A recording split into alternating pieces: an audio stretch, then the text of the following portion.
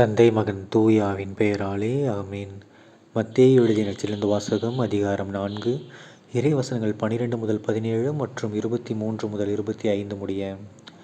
அக்காலத்தில் யோவான் கைது செய்யப்பட்டதை இயேசு கேள்விப்பட்டு கலிலேயாவுக்கு புறப்பட்டுச் சென்றார். அவர் நாசரேத்தை விட்டு அகன்று செபுலோன், நப்தலி ஆகிய இடங்களின் எல்லையில் கடலோரமாய் அமைந்திருந்த கப்பர்நாகமுக்கு சென்று குடியிருந்தார். இறைவாக்கினர் எசாயா உரைத்த பின்வரும் வாக்கு இவ்வாறு நிறைவேறியது. செபுலோன் நாடே, நப்தலி நாடே, பெருங்கடல் வழி பகுதியே, யோர்தானுக்கு அப்பாலுள்ள நிலப்பரப்பே, பிற இனத்தவர் வாழும் கலிலேய பகுதியே, காரிருளில் இருந்த மக்கள் பேரொளியை கண்டார்கள். சாவின் நிழல் சூழ்ந்துள்ள நாட்டில் குடியிருப்போர் மேல் சுடரொளி உதித்துள்ளது. அது முதல் இயேசு, மனம் மாறுங்கள், ஏனெனில் விண்ணரசு நெருங்கி வந்துவிட்டது என பறைசாற்றத் தொடங்கினார். அவர் கலிலேய பகுதி முழுவதும் சுற்றி வந்தார்.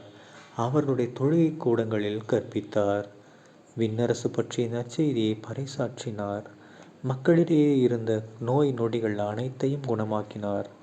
அவரை பற்றிய பேச்சு சிரியா நாடு முழுவதும் பரவியது. பல்வேறு பிணிகளாலும் வாதைகளாலும் வருந்திய நோயாளர், பேய் பிடித்தோர், மதிமயங்கியோர், முடக்குவாதமுற்றோர் ஆகிய அனைவரும் அவரிடம் அழைத்து வரப்பட்டனர். அவர் அவர்களை குணமாக்கினார். ஆகவே கலிலேயா, தெக்கப்பொலி, எருசலேம், யூதேயா, யோர்தானுக்கு அக்கறை பகுதி ஆகிய இடங்களிலிருந்து வந்த மக்கள் பெருந்திரளாய் அவரை பின்தொடர்ந்தனர். ஆண்டவரின் அருள்வாக்கு. கிறிஸ்துவே உமக்கு புகழ். அன்பார்ந்த சகோதரர்களே, இன்று திருக்காட்சி பெருவிழாவுக்கு பின்வரும் திங்கள் ஜனவரி 6ஆம் தேதி 2025ஆம் வருடம் திங்கட்கிழமை.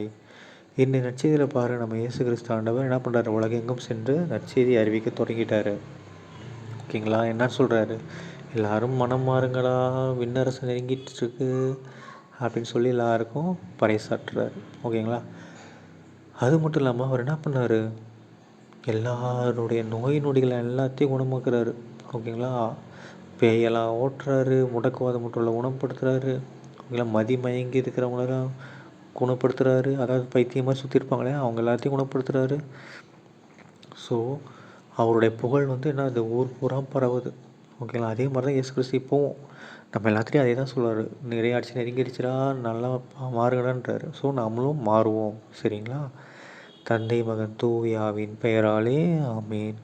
இயேசுக்கே புகழ், இயேசுக்கே நன்றி, மரியே வாழ்க. இயேசுவின் ரத்தம் ஜெயம். ஹல்லேலூயா. Praise the Lord.